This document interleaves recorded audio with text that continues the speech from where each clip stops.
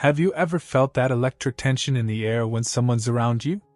That subtle shift in energy that makes you wonder, do they feel what I'm feeling? Here's the thing: attraction often speaks louder in silence than in words.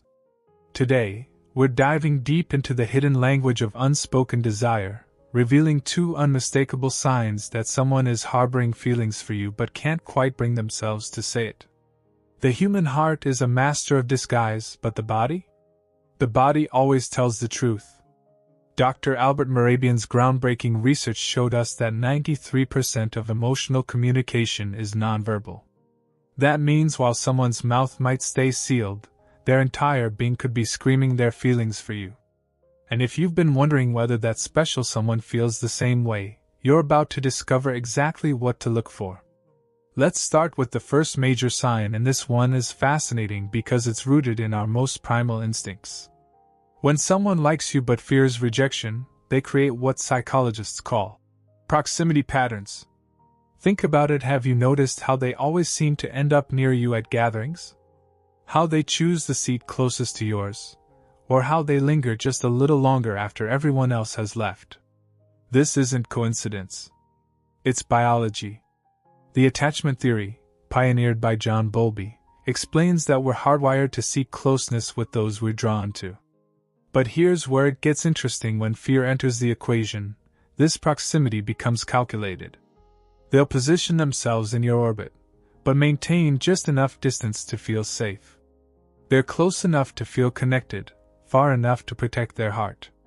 If you're enjoying these insights, hit that like button. It really helps others discover these relationship secrets too. Now, within this proximity pattern, watch for what I call the hover effect. They'll find reasons to be where you are. Maybe they suddenly develop an interest in your favorite coffee shop, or they volunteer for the same projects at work. They're creating what social psychologist Robert Zajonc identified as the mere exposure effect. The more we see someone, the more we tend to like them. But they're doing it in reverse, hoping you'll notice them without having to make the first move. This brings us to the second major sign, and it's perhaps even more revealing: the phenomenon of emotional mirroring with barriers. When someone has feelings they're afraid to express, they unconsciously mirror your emotions and behaviors, but with a protective twist. Dr. Tanya Chartrand's research on the chameleon effect shows that we naturally mimic those we're attracted to. But when fear is involved, this mirroring comes with subtle walls. Watch how they respond to your emotions.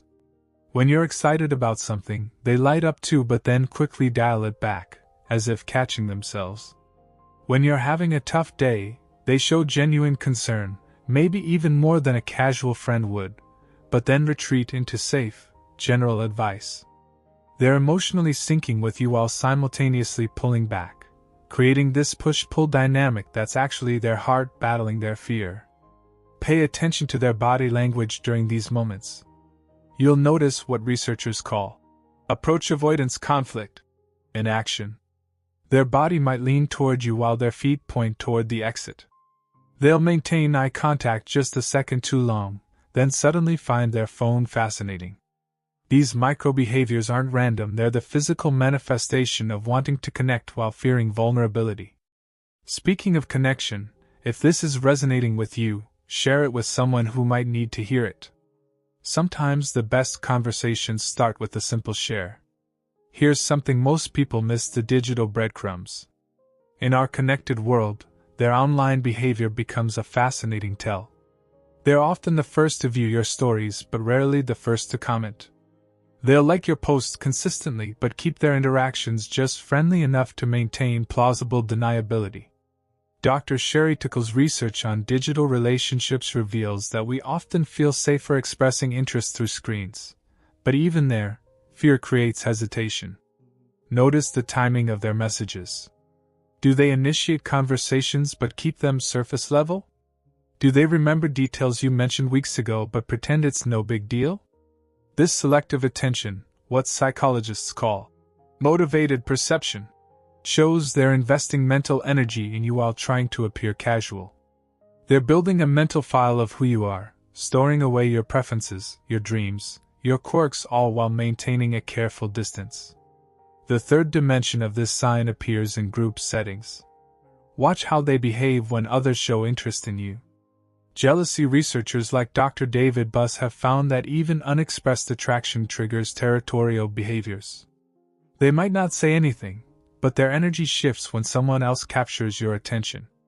Maybe they become unusually quiet, or conversely, suddenly more animated.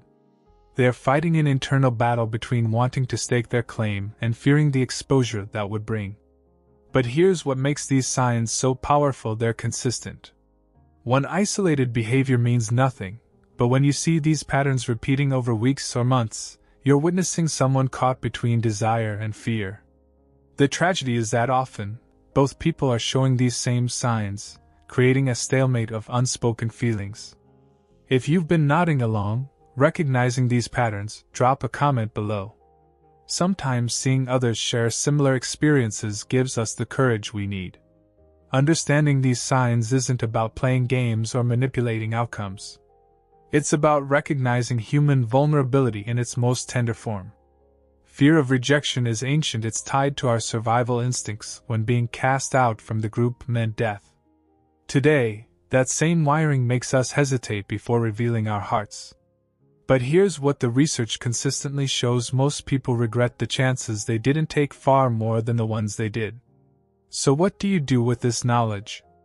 First, practice compassion for them and for yourself. If you're seeing these signs and share the feelings, consider creating safe spaces for connection. You don't have to make grand declarations. Sometimes, simply showing consistent warmth and availability helps fearful hearts find courage.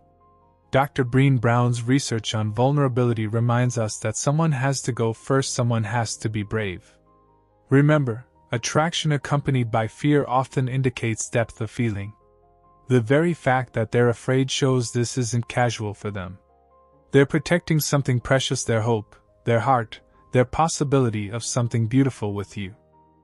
These silent signals are their way of staying close while staying safe, of saying, "I care," without risking the words. Before you go, remember that recognizing these signs is just the beginning. True connection requires eventually moving beyond fear into honest communication. But understanding these patterns helps you navigate that journey with wisdom and empathy.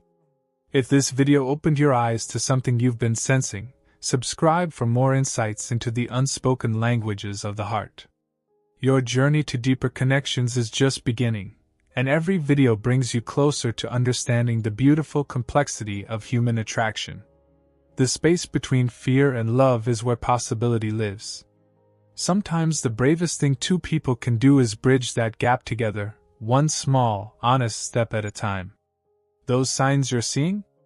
They're not just signals, they're invitations waiting for someone courageous enough to respond.